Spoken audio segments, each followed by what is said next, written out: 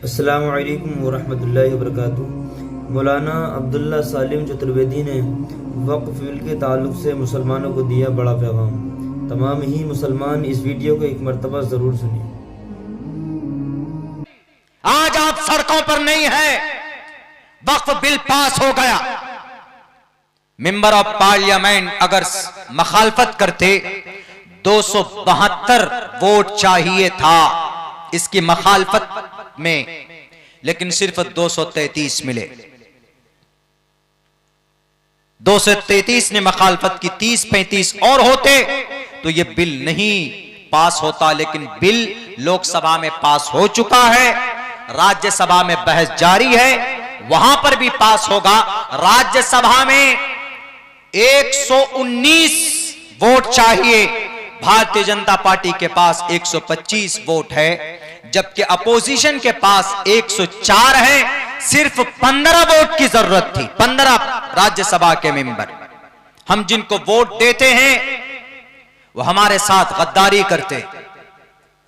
इसीलिए मुसलमानों, अब सिर्फ मस्जिद, मदरसा, मकतब और नॉन पॉलिटिकल ऑर्गेनाइजेशन यानी गैर सियासी तंजीमें, मिल्ली जमातें, इन पर मेहनत की सिर्फ जरूरत नहीं है, सियासत के मैदान में खड़ा होना होगा। क्या पूरे भारत के अंदर 542 मेंबर ऑफ पार्लियामेंट में क्या 30 से 35, 40 से 50 एमपी मुसलमानों के नहीं बन सकते? बन सकते। अगर आज होते मेंबर पार्लियामेंट के अंदर हमारे 35 से 40 एमपी, तो आज हम बातिल और जालिम ताकतों के उनके हाथ को रोक सकते थे, उनके जालिम पंजों को दबा सकते थे। लेकिन यह शऊर कहां से पैदा होगा? यह शऊर पैदा होगा तालीम के मैदान में काम करने से।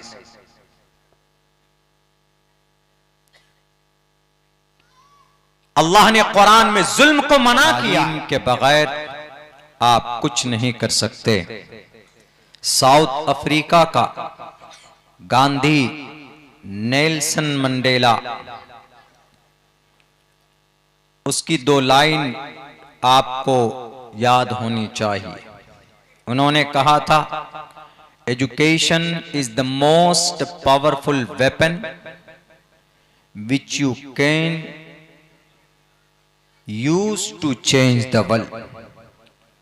तालीम एक ऐसा हथियार है, आप दुनिया की दिशा को बदल सकते हैं, आप अपनी तकदीर में तब्दीली पैदा कर सकते। यकीनन भारत में मुसलमान दूसरी सबसे बड़ी आबादी, मगर हमारे पास तालीम की इतनी किल्लत है, पढ़े लिखे लोग इतने कम हैं कि हमें सिविल लाइन में, ब्यूरोक्रेसी में जिस मिकदार में होना चाहिए उस मिकदार में नहीं है। ना दीनी एतबार से, दीनी तालीमी एतबार से हम इतने मजबूत हैं, और ना दुनियावी एतबार से इतने मजबूत हैं कि सामने वालों के आंखों में आंखें डालकर हम उनसे बात कर सकें, उनको जवाब दे सकें। अभी कुछ दिनों पहले एक फिल्म आई और उस फिल्म की वजह से पूरे भारत के अंदर कुछ नफरती चिंटू, कुछ नफरती लोग बिल से निकलकर बाहर आ गए और उन्होंने ऐसा माहौल पैदा किया कि एक जालिम बादशाह था भारत की धरती पर। उन्होंने सिर्फ सनातनियों का, उनका सर तन से जुदा किया है, उनको मारा, काटा, पीटा है। भारत के हिंदू अब उनके बेटे जाग गए हैं फिल्म देखकर। अब उनकी कब्र को उखाड़ कर फेंक दो, हटा दो।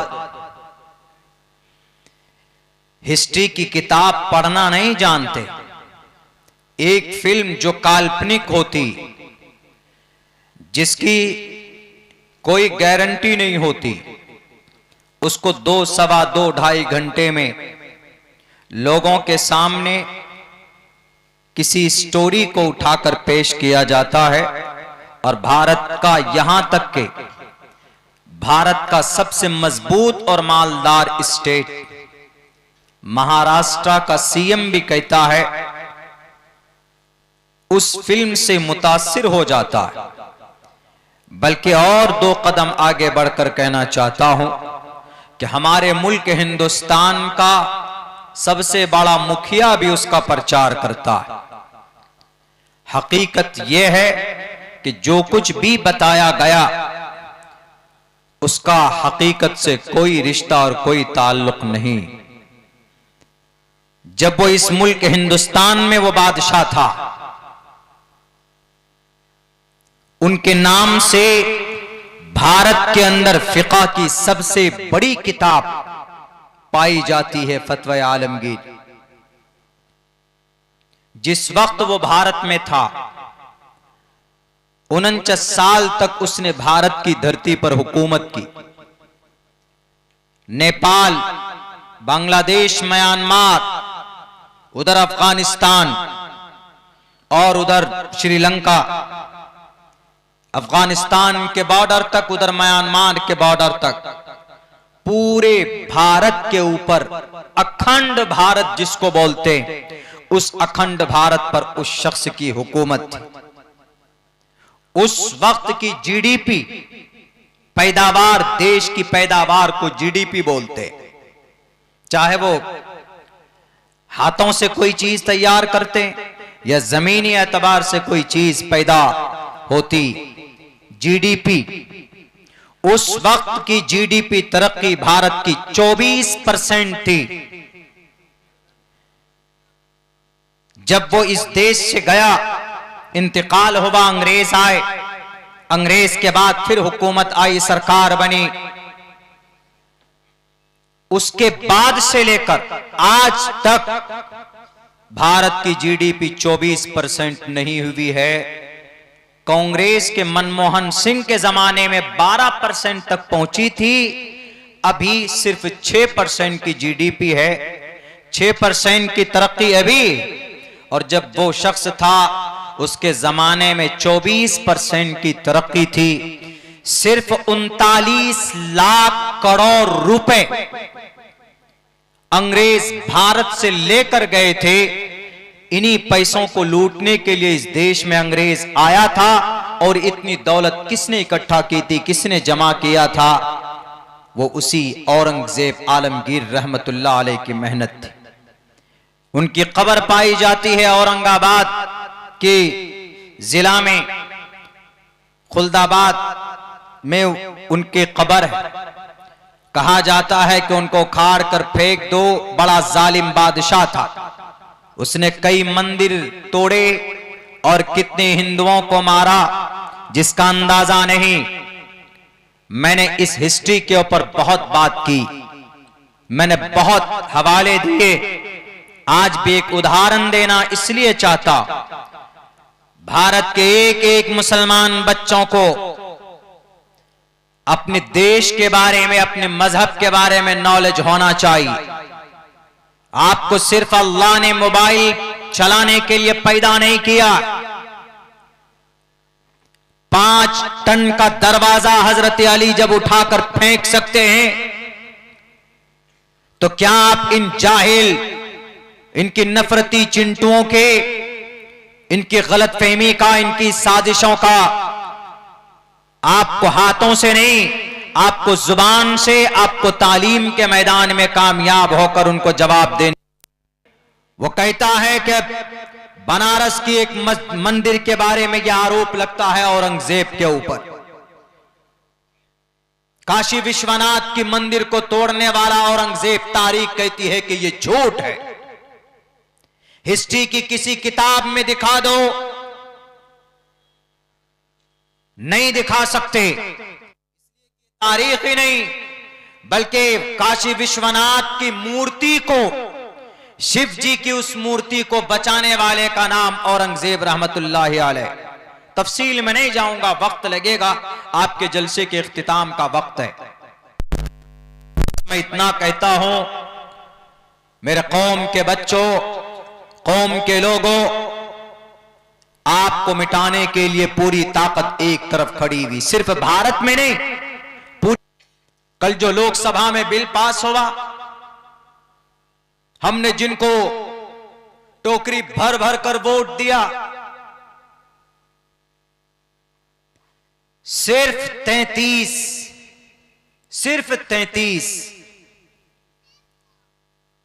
मेंबर ऑफ पार्लियामेंट अगर मखालफत करते, 272 वोट चाहिए था इसकी मखालफत में, लेकिन सिर्फ 233 मिले।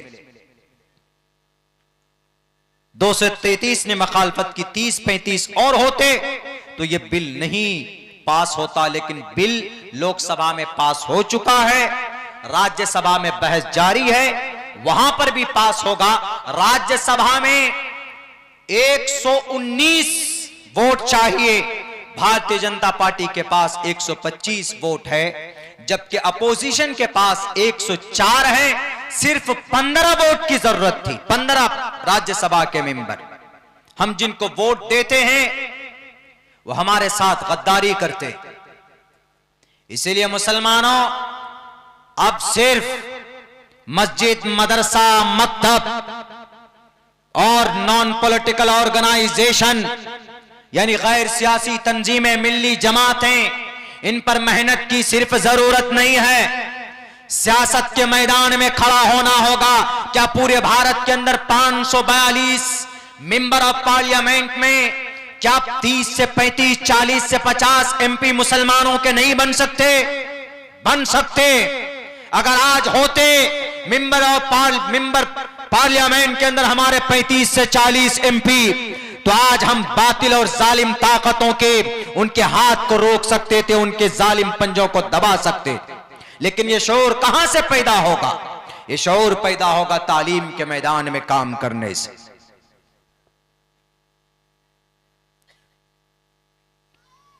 अल्लाह ने कुरान में जुल्म को मना किया, साफ हदीस कुदसी, इन्नी हर्रमतु जुल्म अला नफ्सी वजअलतुहु बैनकुम मुहर्रमन फला तुजालिमू।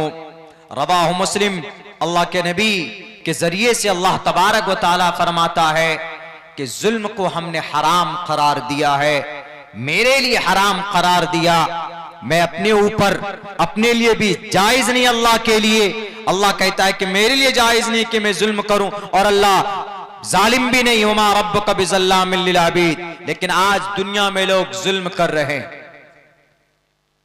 कानून आया है, क्या ये जुल्म नहीं? हिंदू जुल्म नहीं कर रहे, मुसलमान भी जुल्म करता। मुसलमान इसलिए जुल्म करता, वक्फ बिल के ऊपर मोहर लगी, कानून बना, ऐसे नहीं बना। 70,000 एकड़ जमीन बेची गई है अब सिर्फ महाराष्ट्र के अंदर, वक्फ की जमीन। 70,000 एकड़ जमीन। बेचने वाला कौन? मोदी, योगी। बेचने वाला मुसलमान, वहां का चेयरमैन है। इसीलिए बिल पास होगा। जो बैठे हैं कुर्सी इख्तिदार में, स्टेट और केंद्र में, मुसलमानों, जब आपकी सरकशी, जब आपकी बगावत रब से हद से ज्यादा हो जाए, तो समझ लीजिएगा कि किसी न किसी जालिम को अल्लाह ने मुसल्लत किया है। तो आप समझ जाइए कि कौम का गुनाह बहुत ज्यादा बढ़ गया। मिल्ली जमातें जो रोक सकती थी वो लड़ रहे हैं। आज कुर्सी चाहिए सबको, कोई पुलिस को लेकर घुस रहा है, तो कोई सिर्फ सोशल मीडिया में आकर कह रहा कि जाओ प्रोटेस्ट करो। 10 बजे से लेकर 2 बजे तक प्रोटेस्ट किया जाता है। मैं इस प्रोटेस्ट का मुखालिफ इसलिए हूं, किसान 2 साल तक सड़कों पर रहे, 700 लोग शहीद हुए, तब जाकर उनका बिल वापस हुआ था। आप ये 3 घंटे का प्रोटेस्ट करके नर्सरी क्लास चलाना चाहते हैं? इसी के कमरों में बैठकर कौम के पैसों से मिल्ली जमातें चलती। आज आप सड़कों पर नहीं है, वक्फ बिल पास हो गया, क्यों नहीं आप सियासत के मैदान में आए? वक्फ बोर्ड ने क्यों नहीं आज तक मदरसा चलाया? वक्फ बोर्ड ने क्यों नहीं कोई हॉस्पिटल कायम किया? वक्फ बोर्ड ने क्यों नहीं आज तक कोई इंस्टीट्यूट बनाया? पैसे कहां गए? करोड़ों अरबों रुपए की आमदनी थी तो गए कहां पर? हम ही मुसलमानों ने लूटा है, तो इसलिए हिसाब तो देना पड़ेगा। बहरे कैफ, अगर कोई बादशाह है, अल्लाह ने बादशाहत दी है, तो उसको ईमानदारी से काम करना चाहिए। एक मंत्र मैंने पढ़ा अभी आपके साथ, राजा तू धर्मस्से तू स्यात परजानाम चोपकारका, मनुस्मृति का मंत्र है। 7वें अध्याय के 99वां श्लोक है, 2700 श्लोक है मनुस्मृति में। ऋग्वेद, यजुर्वेद, सामवेद, अथर्ववेद जो है, इनमें जो कानून है उन्हीं कानून को जमा किया है महाजल पलवान वाले मनु ने। उन्हीं की किताब है मनुस्मृति, मतलब मसले की किताब, फिक़ा की किताब। जैसे मुसलमानों में फिक़ा की, शरीयत में फिक़े की किताब होती है, ऐसे हिंदू भाइयों में मनुस्मृति उसी का एक मंत्र है। आज ही मैंने इसको पढ़ा, आज मैं सुबह जब अपने लाइब्रेरी में था, जब हम मनुस्मृति पढ़ रहे थे, मेरा मशगला मैं पढ़ता हूं, तो उसमें एक मंत्र हमको मिला, राजा तू धर्मस्से तू स्यात परजानाम चोपकारका। राजा को चाहिए कि वो इंसाफ का पालन करे, और जो इंसाफ का पालन करता है उससे अवाम को फायदा पहुंचता है। आज राजा इंसाफ कर रहा, कुछ भी इंसाफ नहीं। मुसलमानों की फिक्र लगी रहती,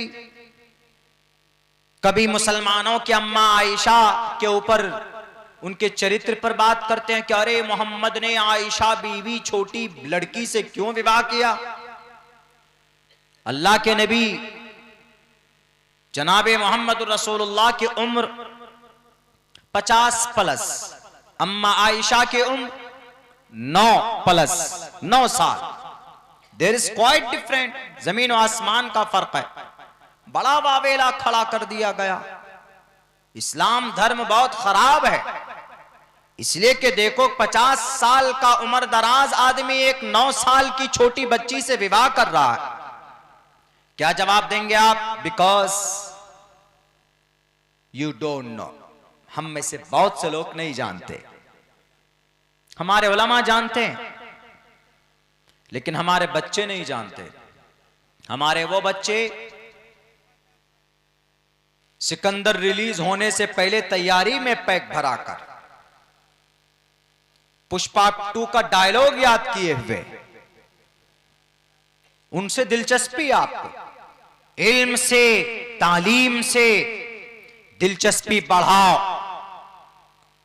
दुनिया की सबसे ज्यादा जलील और रुस्वा कौम यहूदी 2000 साल तक गुलामी की, 1948 से मेहनत शुरू की उन्होंने, 76 साल में पूरी दुनिया के बेताज बादशाह बन गए।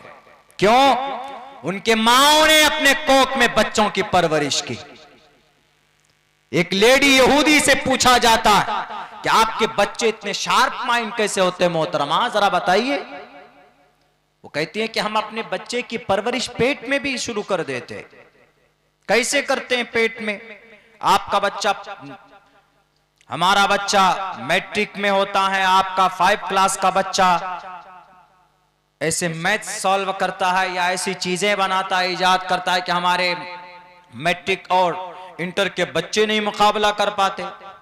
वो औरतें कहती है कि जब बच्चा पेट में जाता है तब से ही हम उसका केयर करते, उसकी हिफाजत करते हैं, तब से ही हम हिस्ट्री पढ़कर उनको सुनाते हैं पेट में।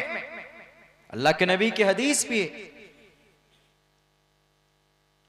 हमारी माएं बहनें आजकल ऐसी तो है नहीं।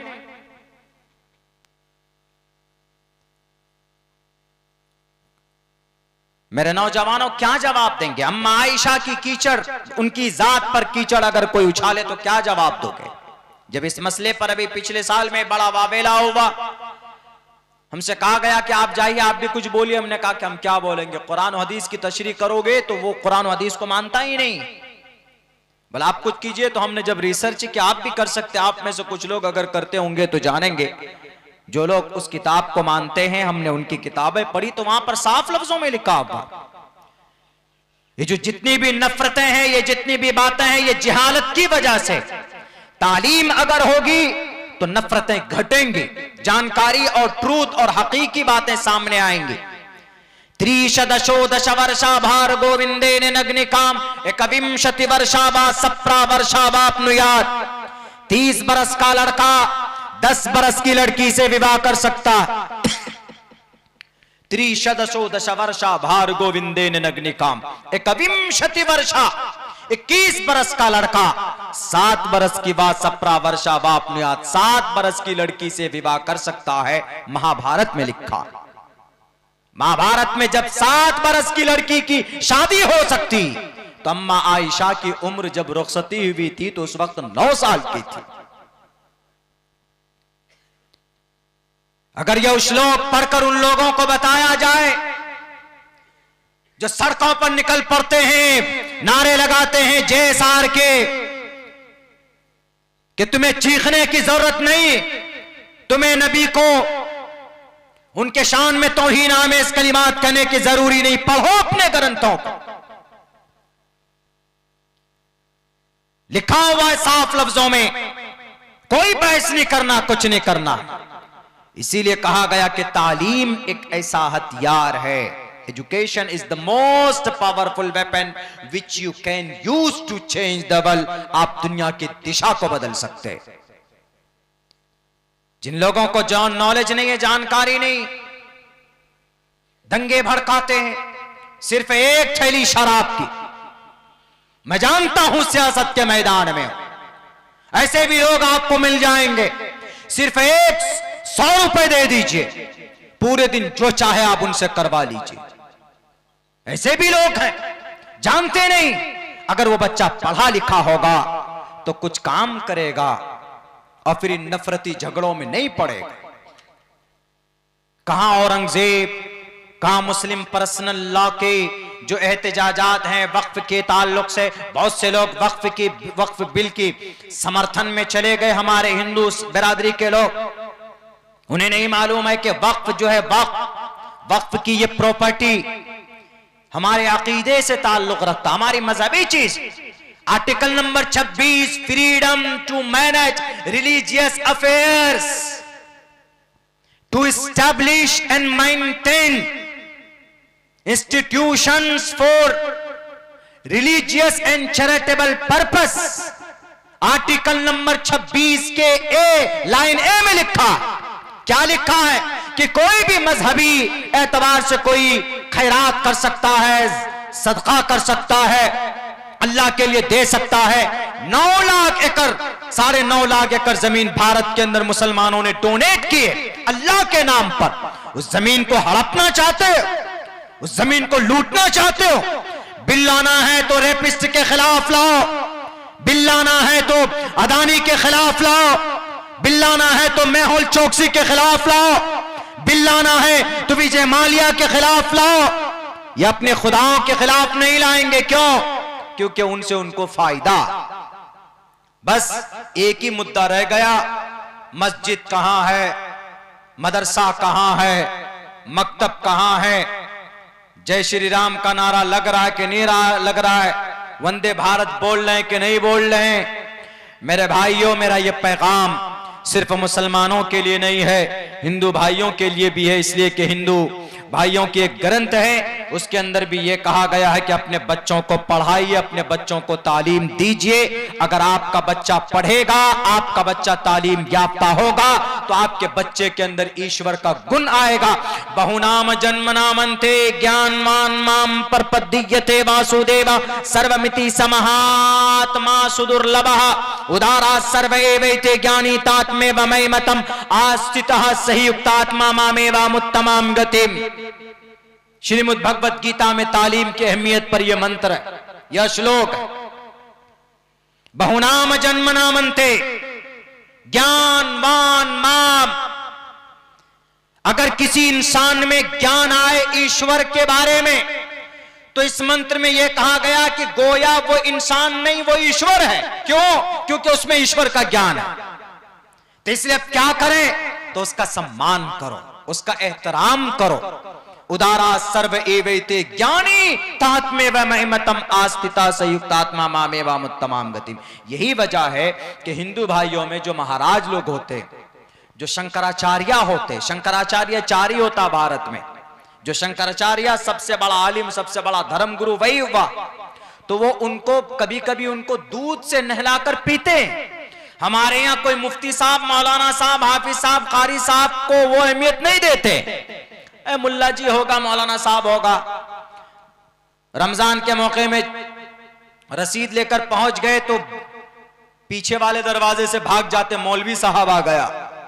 देखना नहीं चाहते कुछ लोग, सब नहीं, बहुत से मुतक़िद भी होते हैं। ऐसा हिंदू समाज में नहीं। हिंदू समाज में पता लग जाए कि ब्राह्मण है, पता लग जाए कि महाराज हैं, वेदों को जानते। हम हमारे इलाके में एक अधिकारी है, नाम नहीं लूंगा, कोई मसले का हल नहीं हो रहा था तो हमको भी जाना पड़ा। गए, उन्होंने कहा कि आप जाएंगे तो हो जाएगा। किसी ने कहा कि अब्दुल्ला चतुर्वेदी साहब आए, आपसे मिलना चाहते हैं। कहा चतुर्वेदी क्यों है? वो अब्दुल्ला भी फिर चतुर्वेदी भी। क्या इनके अब्बा या दादा हिंदू थे क्या? कहा कि नहीं, हिंदू नहीं थे, वो बहुत नस्लन बादा नस्लिन, कई नस्ल से वो मुसलमान ही है। अलबत्ता वो वेदों को जानते हैं, उनका उन्होंने व्याख्या किया है, वो पढ़ते हैं उसको, वेदों के बारे में ज्ञान। कहा लाओ मैं मिलना चाहता हूं। यानी उन्होंने इतनी इज्जत की सिर्फ इसलिए कि मौलाना वेद जानते। वेद तो पूरा हमने रटा, याद तो किया नहीं, जरूरत पड़ती देगा 10 श्लोक कहीं से देख लेते हैं, किसी टॉपिक के ऊपर जरूरत पड़ी तो ले लिया, याद कर लिया। लेकिन उनसे पहले जो तमाम किताबों में असल है, ये सारी किताबें तो ड्योमाला कहानियों से भरी हुई, लेकिन जो असल किताब है इस दुनिया में 1450 साल पहले, 1459 साल पहले जिस किताब को अल्लाह ने नाजिल फरमाया, कुरान करीम, अल्हम्दुलिल्लाह मैं उसका हाफिज कुरान हूं। लेकिन कहीं ऐसा नहीं देखने को मिला, अच्छा आप हाफिज साहब हैं, अरे मैं देखना चाहता हूं हाफिज साहब को, आइए। ऐसा नहीं होता मुसलमानों, उनमें होता है। वो इसलिए होता है, वो जानते हैं कि ये गुरु की बातों को जानता है, ये शास्त्र की बातों को जानता है, और ये हमें अच्छी बातें बताएगा। हाथ जोड़कर सामने खड़ा हो जाता है, झुक के खड़ा होगा अपने गुरु और अपने उस महाराज के सामने, कमर सीधी नहीं कर सकता। और हमारे यहां जनाब इमामों को जलील और रुस्वा करके निकालती है ये कौम। आप क्यों नहीं आए जोहर में, आप क्यों 5 मिनट लेट आए, निकालो कान पकड़कर। इस उम्मत ने बड़े बड़े गुनाह किए, ऐसे अल्लाह का अजाब नहीं आता, जालिम बादशाह ऐसे ही मुसल्लत नहीं होते।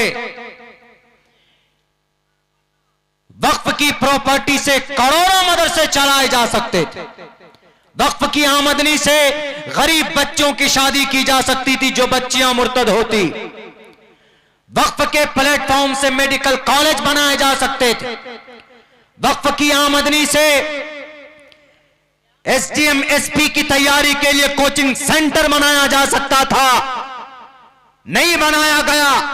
मुजरिम कौन? हम मुसलमान, मुस्लिम कौम मुजरिम है। और आज हमारी ये चीजें लूटी जा रही है तो आज हमें दर्द हो रहा। इसके अंदर इस्लाह की बहुत पहले से जरूरत थी। क्यों बेची जमीन मुकेश अंबानी को 21 करोड़ रुपए में 4000 स्क्वायर फुट की वो जमीन? क्या वक्फ की जमीन नहीं थी? वो किसने बेचा था? कोई मुस्लिम ही रहा होगा वहां पर, मुस्लिम कमिश्नर ऑफ वक्फ बोर्ड होता, उसने बेचा होगा। क्या उसके पास ईमान नहीं था? मेरे भाइयों, मेरे मुसलमानों, यकीनन हालात बहुत खराब है। इस वक्त जरूरत है बस आंख बंद कर कर आप अपने बच्चों को तालीम दीजिए। कौन सी तालीम दें मौलाना? सारी तालीम दीजिए। बच्चे को अकीदे की तालीम पहले दीजिए। आपका बच्चा अकीदा जान जाए, रोजा नमाज ये पहली जरूरी चीज है। अगर आपका बच्चा मदरसे में पढ़ता है, हाफिज, कारी, मौलवी, आलिम, मुफ्ती बनता है तो बहुत अच्छी बात है। लेकिन आपका बच्चा मदरसा नहीं जाता है, भाग जाता है, बुनियादी तालीम दे दीजिए, स्कूल में भी पढ़ाइए। स्कूल में पढ़ाना पाप नहीं है, गुनाह नहीं। अंग्रेजी सीखना बोलना गुनाह नहीं है, अंग्रेजी कल्चर को रिसीव करना गुनाह है, पाप नहीं।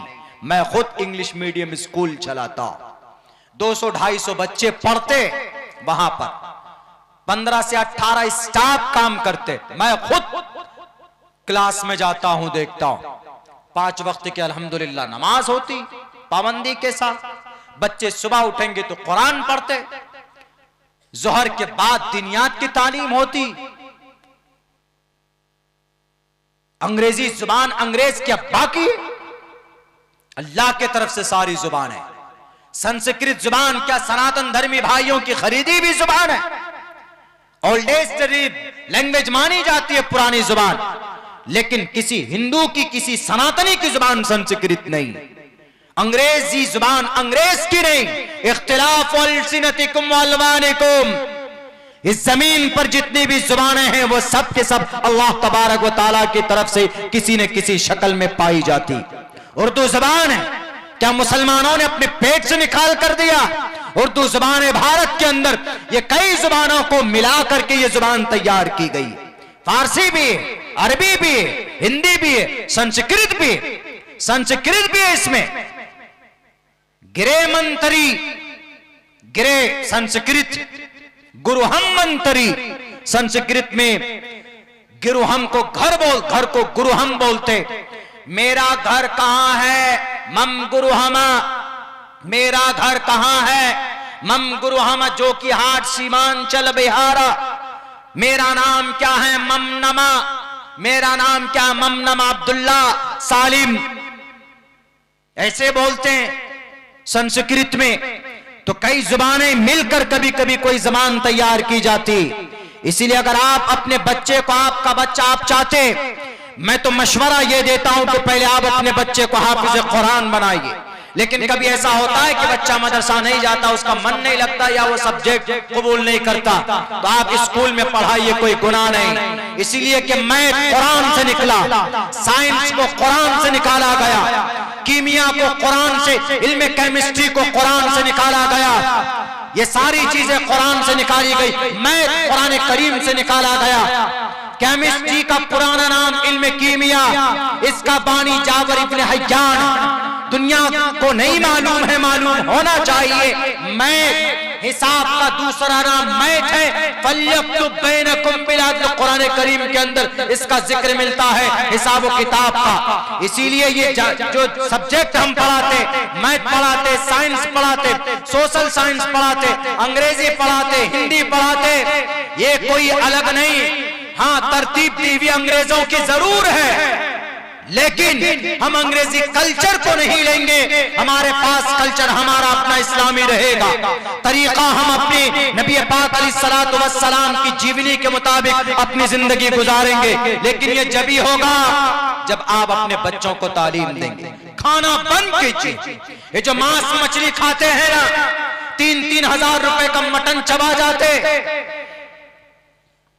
मच्छी होनी चाहिए, मछली, मटन होना चाहिए, चिकन होना चाहिए, वरना रोटी हलक से के अंदर नहीं जाए। बंद कीजिए, खाना कम कीजिए। अगर आप 2-3 किलो मटन नहीं खाएंगे तो आपके बच्चे की पूरे महीने का खर्च निकल सकता। बस एक ही रास्ता, अल्लाह ने सबसे पहले जनाबे मोहम्मद रसूलुल्लाह सल्लल्लाहु अलैहि वसल्लम को जो पैगाम दिया आसमान से जमीन पर, वो यही था, इक़रा, पढ़ाइए, ए मोहम्मद पढ़ाइए, पढ़िए, इक़रा, पढ़िए अपने रब के नाम से। पहला पैगाम पढ़ाई का। दीनी बातें भी पढ़ाइए बच्चों को, दुनियावी बातें भी पढ़ाइए। और जब दुनियावी बातें पढ़ेगा तो औरंगजेब की भी तारीख पढ़ेगा। औरंगजेब पर कोई अगर बेईमानी और बदगुमानी फैलाएगा तो कहेगा कि जितने भी मुगल बादशाह गुजरे हैं, ये बादशाह धर्म के लिए बादशाहत नहीं करते। अगर धर्म के लिए बादशाहत करते तो अकबर बादशाह के जमाने में 18 जून 1576 में हल्दी घाटी में एक बहुत बड़ी जंग हुई थी। उस जंग में अकबर बादशाह नहीं था, उस जंग के अंदर अकबर के तरफ से मान सिंह था और मान सिंह की कमांडरी में सामने महाराणा प्रताप की फौजें थी और महाराणा प्रताप के उसके फौज का कमांडर था हकीम खान सूर। 67 जंगें लड़ी है किसने? मान सिंह अकबर के तरफ से। अगर वो धर्म के राजा होते तो कभी भी अपने सिपह सालार, अपना आर्मी चीफ वो मान सिंह को कभी भी नहीं बनाता। अगर धर्म का प्रचार करने वाला होता महाराणा प्रताप सिंह तो वह हकीम खान सूर को अपने दरबार में फौज का आर्मी नहीं बनाता। मेरे भाइयों, तारीख भरी पड़ी इन सब गलत फहमियों का जवाब बड़ी आसानी के साथ दिया जा सकता है, लेकिन जभी होगा जब तालीम से अपने बच्चों को आरास्ता व पैरास्ता कीजिएगा। इसलिए मैं समाज के माँ बहनों से भी कहता हूं, आप तमाम हजरात से मैं यही गुजारिश करता हूं, अपने बच्चों को पढ़ाने की कोशिश कीजिए। इंशाअल्लाह हम सड़कों पर अगर उतर कर नहीं मुकाबला कर सकते, कानूनी एतबार से हम इंसाफ नहीं ले सकते, तो जहां से इंसाफ मिलता है वहां तक अपने बच्चों को पहुंचाने की जरूरत है। हमारा कोई भी मस्जिद का केस होगा तो वकील हमारा होना चाहिए, जज सुप्रीम कोर्ट में, हाई कोर्ट में हमारा होना चाहिए, वहां तक पहुंचने की जरूरत। डिस्ट्रिक्ट के अंदर सारी चीजें डीएम के हवाले करने की कोशिश की जा रही है वक्फ की प्रॉपर्टी का, तो आप अपने बच्चों को पढ़ाओ, इतना पढ़ाओ कि आपका बच्चा आईएएस बने। आईएएस टॉपर बनेगा तो डीएम आपका बच्चा बनेगा, कम से कम डीएम आपका बच्चा होगा तो वक्फ की प्रॉपर्टी का कोई भी मसले के अंदर धांधली नहीं करेगा। 3 से 4% आईएएस के अंदर रिजर्वेशन, यानी 100 बच्चा अगर उनमें से पास हुआ आईएएस में तो उनमें से 4 बच्चा या 3 बच्चा मुसलमानों का होना चाहिए। हम नहीं दे पाते इतना बच्चा। पढ़ाइए अपने बच्चों, एक इनकलाब पैदा कीजिए तालीम के मैदान में। इंशाअल्लाह तबारक व तआला जरूर अच्छे दिन आपके आएंगे, इसलिए कि अल्लाह तबारक व तआला ने आपको वअंतुमुल आलौन कहा, तुम ही सरबुलंद रहोगे। लेकिन शर्त यह है कि मोमिन बन जाओ, और सच्चा मोमिन जभी बन सकते हैं जब सबसे पहले आप अपने अल्लाह को पहचानोगे, आप अपने हक को पहचानोगे और इस जमीन के ऊपर आप दूसरों के हुकूक भी अदा करोगे, तो इंशाअल्लाह तबारक व तआला दुनिया के मसाइल का हल होगा। मैं समझ गया हूं, चूंकि मेरा भी मन नहीं कर रहा है बात करने का, इसलिए कि बातें जो होती है वो सामने वाले की ही उस पे होती। चूंकि वक्त बहुत हो चुका है, 1:30 बज चुके हैं, शायद कुछ बेतरतीबी आपके प्रोग्राम की कुछ रही होगी। बहरे कैफ कोई जरूरी नहीं है कि बड़ा लंबा चौड़ा मजमा हो, मुख्तसर आदमी भी हो तो हम बात कर सकते हैं, लेकिन मुनज़्ज़म तरीके पर हो। बीच में अगर कोई उठ के जाता है तो फिर हमारा दिमाग भी मुंतशिर हो जाता है। कोई मसला नहीं हमारे लिए हजारों का मजमा होना, 2-3 आदमी भी बैठे हों, अगर दिलजमी के साथ बैठकर बातें सुने शौक से तो 2-2 घंटे बातें की जा सकती। हमने किया है, मात्र 15 आदमी में 2-2.25 घंटे तक बातें हमने की है, बंगाल साइड में कहीं पे। बहरे कैफ इधर का मिजाज शायद 1 बजे तक का है। मेरा भी यही कहना, मशवरा भी यही मैं देता हूँ प्रोग्राम कराने वालों को, हमेशा हर किसी को कहता हूँ कि आप ज़्यादा से ज़्यादा 12 बजे तक प्रोग्राम का एंड कर दीजिए, इख्तिताम कर दीजिए। 8 बजे शुरू कीजिए इशा के फौरन बाद। मुकर्रिरीन बहुत ज़्यादा मत बुलाइए, मुख्तसर 2-3 रखिए और 1-1 घंटा दीजिए टाइम उनको, और 8 बजे शुरू कीजिए 12 बजे तक, 4 घंटा काफ़ी होता है, प्रोग्राम का इख्तिताम हो जाना चाहिए। ताज़ा दम होकर लोग बातें सुनेंगे। मेरा बहुत मन था इतिहास के ऊपर बात करने के लिए, चूंकि अभी इतिहास की बड़ी सख्त ज़रूरत है। इस देश के अंदर इतिहास को तो दफन करने की पूरी कोशिश की गई है।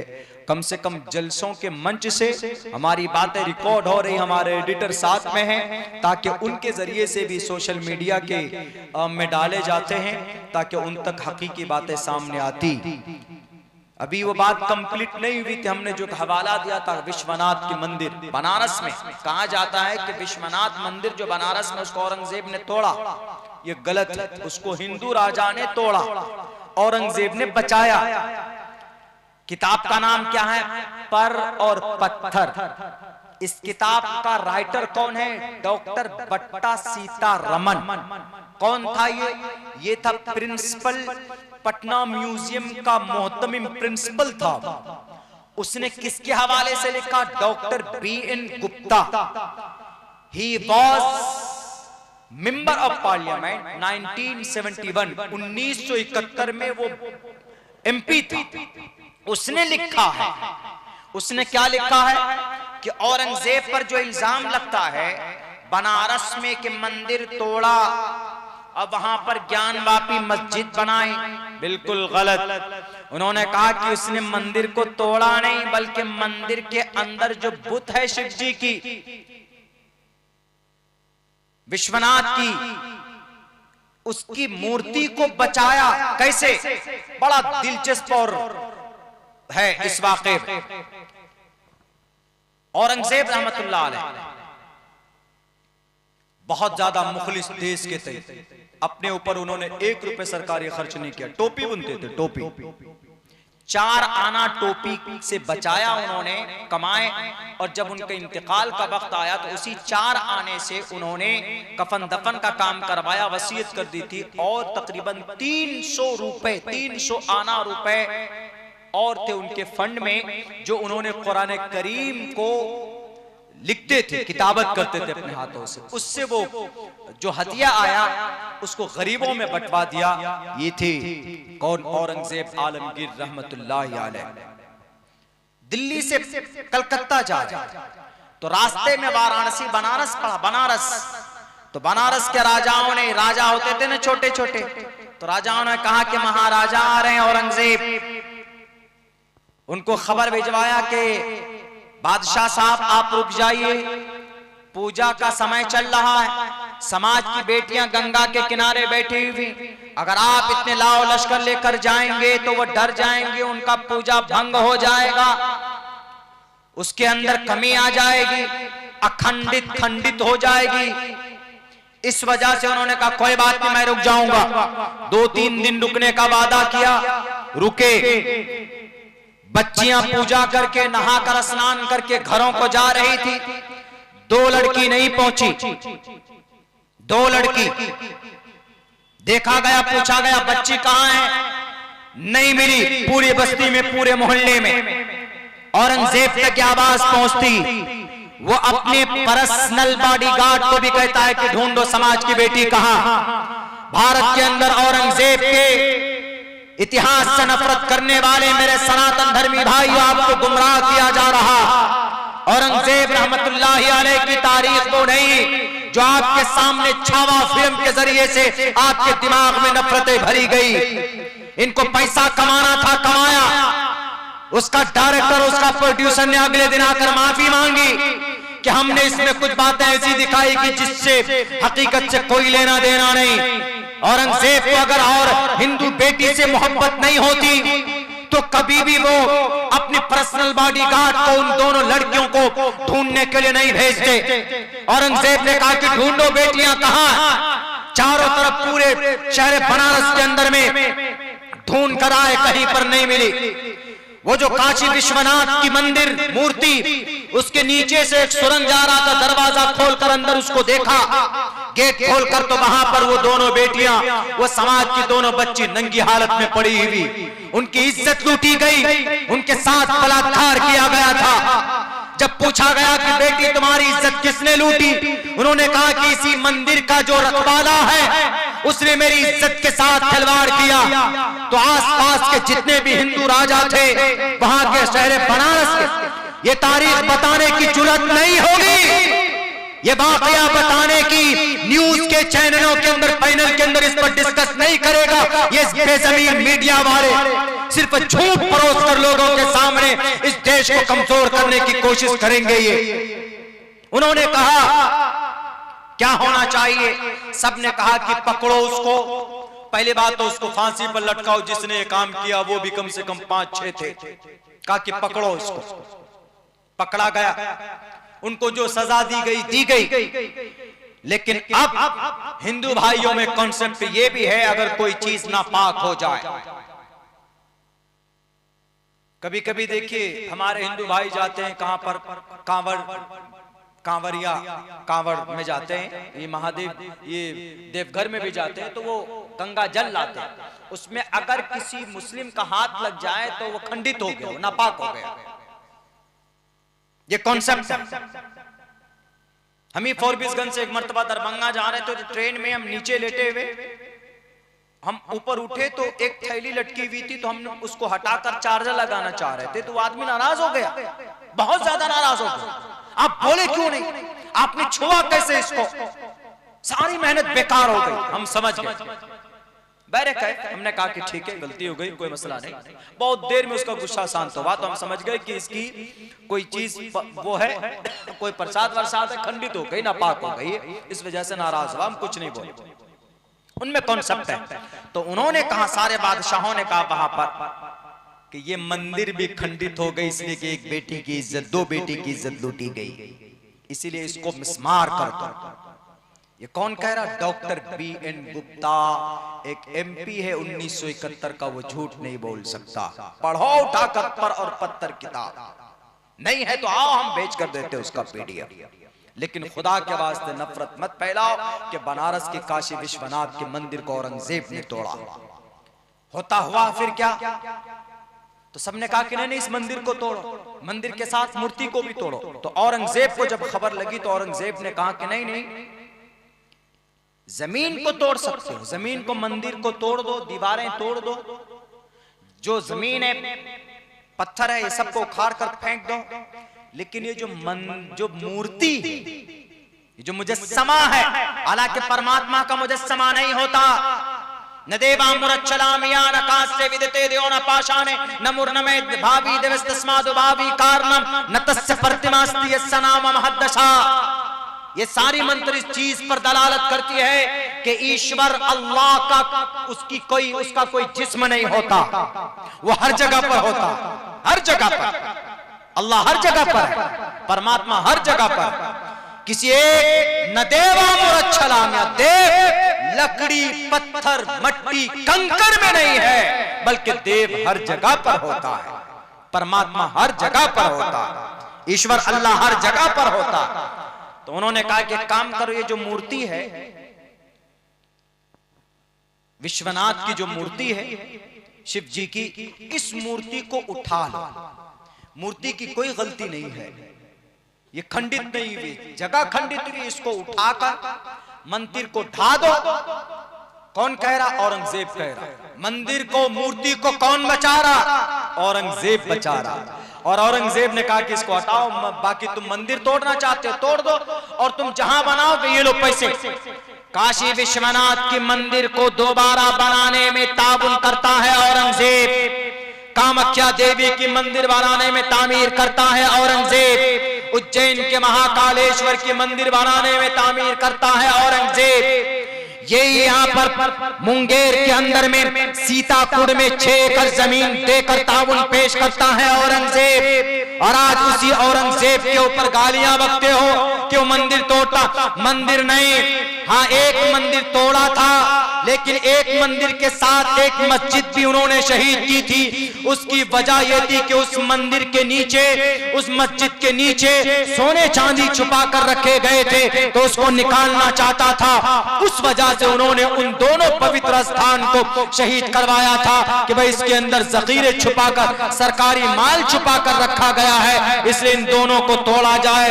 मस्जिद को शहीद किया गया, मंदिर को तोड़कर वही चीज बना दी गई उनके नाम के सामने में। नहीं जनाब, वो तो बहुत बड़ा आक्रमण करने वाला था। अगर उसको दुनिया से मोहब्बत होती, दुनिया से अगर उनको ऐश व इशरत की कोई ख्वाहिश होती, ऐश की जिंदगी गुजारना चाहता, तो 4 आने जो उन्होंने टोपी बुनकर, टोपी तैयार करके बेचकर कमाए थे, वो सरकारी दौलत पर ऐश कर सकता था। जैसे आज का हमारे देश का प्राइम मिनिस्टर करता, 10 लाख रुपए का पेन रखता और उनके घर के ऊपर 200 करोड़ रुपए के कालीन बिछे थे, 8 करोड़ रुपए का झूमर लगा हुआ और 300 बल्कि 5000 जोड़े जूते आज के प्रधानमंत्री जी का है। ऐसा बादशाह मुस्लिम एम्पायर नहीं होता, औरंगजेब तो बिल्कुल भी नहीं था, बल्कि कि उनके जमाने में जीडीपी 24%, आपके जमाने में 6%। क्यों? किसी पर जुल्म नहीं करता था, क्योंकि अल्लाह ने कुरान करीम के अंदर कहा है इन्नल्लाह यअमुरु बिल अदल वल इहसान, इन्नल्लाह यअमुरुकुम अन तुअद्दुल अमानात। अल्लाह ने कुरान करीम के अंदर कहा कि हुकूक हकदारों तक पहुंचा अदा करो। ला यजरिमन्नकुम शनानु कौमिन अला अल्ला तादिलू, किसी भी कौम की दुश्मनी की वजह से उन पर तुम गलत फैसले नहीं कर सकते, ये खुदा का कुरान कहता। और औरंगजेब नमाजी था, वह कुरान की मुखालफत नहीं कर सकता। तुम तारीख लाओ पेश करो सामने में, हम बताएंगे कि तुम्हारी तारीख बिल्कुल गलत है। इस देश के अंदर नफरत फैलाने की कोशिश। मेरे भाइयों, मेरे समाज के नौजवानों, मेरे समाज के बच्चों को पढ़ाइए। इंशाअल्लाह आज नहीं तो आने वाले 20 साल के बाद अगर पढ़ा लिखा समाज हमारा पैदा होगा और हमारे बच्चे पढ़े लिखे होंगे तो इंशाअल्लाह तबारक व तआला आपकी हालत अच्छी होगी, इस देश की हालत अच्छी होगी। फिल्मों से कुछ नहीं होने वाला। बनाएं ये फिल्म, इनको कमाना होता। ये 100-100, 200-200, 300-300 करोड़ रुपए खर्च करके ये फिल्में बनाते हैं तो फ्लॉप हो जाती थी। इसलिए कहते हैं कि लो भाई अब धर्म के ऊपर फिल्में बनाओ। एकदम अनाप शनाप कहानियां लाकर पेश कर देते। क्या BFS क्या होता? BFX का इस्तेमाल नहीं करते कोई टेक्नोलॉजी? BFX, हाँ VFX है ना, शुक्रिया मैं भूल गया था। उसका इस्तेमाल नहीं करते। शूटिंग करते एक रूम में दिखाते कि ऊपर से गिर रहा। अमिताभ बच्चन से किसी इंटरव्यू में किसी ने पूछा था शायद किसी जमाने में, क्या फिल्में कब तक बनाएंगे, बूढ़े तो होते चले। उन्होंने कहा कि जब तक लोग बेवकूफ बनते रहेंगे फिल्में बनाता रहूं। अरे क्या सीन दिखाया, अरे क्या बिल्कुल एक्शन है। पुष्पा 2 में पैसा कमाया, आपको क्या मिला? लॉलीपॉप। 399 रुपए का रिचार्ज कमाए, 299 रुपए का गुना, और आपने खरीदा, देखा, 2 घंटे तक वक्त गया आपका। मजा आया 2 घंटा, बस क्या मजा आया? कुछ भी नहीं, मजा खत्म। गुना लिखा गया, कल कयामत में ये गुना आपको जहन्नम में लेकर जाएगा। इसीलिए अपने बदअमलियों से तौबा करो। मेरे नौजवानों, एक डायरेक्शन तय करो अपनी जिंदगी का। पढ़ो, कुछ भी नहीं करना, पढ़ना है आपको। कम से कम इंटर जरूर कीजिए, मैट्रिक के बाद इंटर जरूर कीजिए, और अपना अकीदा जरूर पढ़िए। कुरान करीम की तिलावत जरूर सीखिए। एक हर्फ पर 10 ने किया है, अटक कर पढ़िए तो 20 ने किया। मन क़रा हर्फन मिन किताबिल्लाह फलहु बि हसनतुन वल हसनतु बि अशरि अमसालिहा। शराब पीकर नशे में धुत होता है हमारा नौजवान। शराब पीकर पागलों की तरह अपनी जिंदगी बनाने की कोशिश करते हैं। शराब से दूर रहिए, नशा से दूर रहिए। वला तशरबिल खमर फइन्नहा मिफ्ताहु कुल्लि शर्रिन ला यशरबुल खमर हीन यशरबु वहुव मुमिनुन। अगर कोई मुसलमान शराब पीता है, नशीली चीज इस्तेमाल करता है, बिहार के अंदर में शराब बैन है लेकिन होम डिलीवरी चालू, कोरेक्स पीते, नट्राभेट सुलेसन सूंघते, ये सारी चीजें नशे और हराम शराब के फैमिली से हैं। और शराब का एक कतरा नशीली चीज, नशीली पदार्थ का कोई एक कतरा आपके हलक में जाता है तो ईमान रुखसत हो जाता। पूछ लीजिए उलमा बैठे। ला यशरबुल खमर हीन यशरबु वहुव मुमिनुन। अगर कोई मोमिन एक कतरा नशे की अगर अपने हलक में डालता है तो जैसे वह अंदर जाता है तो उसका ईमान बाहर निकल जाता है। देर तो काफी हो चुकी, वरना कोई मौका ऐसा होता है। मैं हिंदू भाइयों को भी कहता हूं कि आपके ग्रंथ में भी लिखा है कि भाई नशीली चीज का सेवन मत कीजिए। अनसमंता सत्पतिर मामहे मेघावा चैतिष्ठो असुरो मगोना त्रिविष्णु अग्निदशाभि सहस्त्रार वैश्वानरः। नशीली पदार्थ, सिगरेट, शराब, कोरेक्स, जुआ, ये सारी चीजें आपको तबाह कर देंगी। आपको तरक्की सिर्फ तालीम दिला सकती। कुरान की तालीम आपके पास, दीन मजहब की तालीम आपके पास, भारत के संविधान के बारे में जानकारी कम से कम अपने फंडामेंटल राइट्स तो पढ़िए, ज्यादा नहीं है, 12 से लेकर 35 तक ये फंडामेंटल राइट्स हैं, ये याद कर लीजिए। आर्टिकल नंबर 14 याद कर लीजिए, आर्टिकल 20 याद कर लीजिए, आर्टिकल 21 याद कर लीजिए। आर्टिकल 14 में कहा इक्वलिटी बिफोर लॉ, सब बराबर। आर्टिकल 21 में कहा कि किसी को टोपी दाढ़ी देखकर नहीं मारा जाएगा, protection of our life and personal liberty. आप इबादत के बारे में आर्टिकल नंबर 25 है, freedom of conscience and free profession practice propagation of the religion. अजान पढ़ना, नमाज अदा करना, अकीदा रखना, अल्लाह को एक मानना, मोहम्मद को आखिरी नबी मानना, यही आर्टिकल हमें इसकी आजादी देता। आर्टिकल नंबर 26 हमारी वक्फ की प्रॉपर्टी की हिफाजत की जिम्मेदारी देता। मदरसा मकतब चलाना, आर्टिकल नंबर 30 हमें इसके बारे में बताता है साफ लफ्जों में, all minorities whether based on religion shall have the right to establish. ये सारी चीजें हैं, पढ़ोगे तो इंशाअल्लाह तबारक व तआला आप जरूर लड़ोगे, मुकाबला करोगे अपनी जुबान के जरिए से, अपनी तालीम के जरिए से।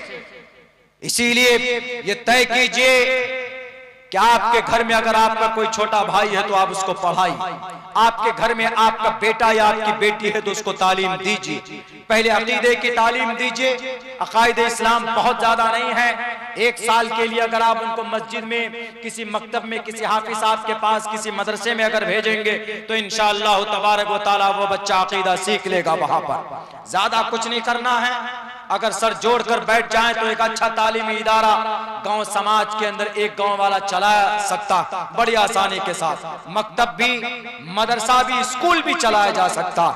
इसीलिए अपने जहन को वसी कीजिए और अपने पॉकेट के तरफ मत देखिए कि नहीं पैसा बहुत कम है, मकतब है, मदरसा है तो चंदे से चलेगा नहीं, बल्कि आप चंदा जमा कीजिए। आप 200-300 रुपए फिक्स कर लीजिए कि मैं 30 दिन तक मजदूरी करूंगा, 1 दिन की मजदूरी मैं मकतब में पढ़ाने वाले हाफिज साहब को दूंगा, उनकी सैलरी भी अच्छी होगी।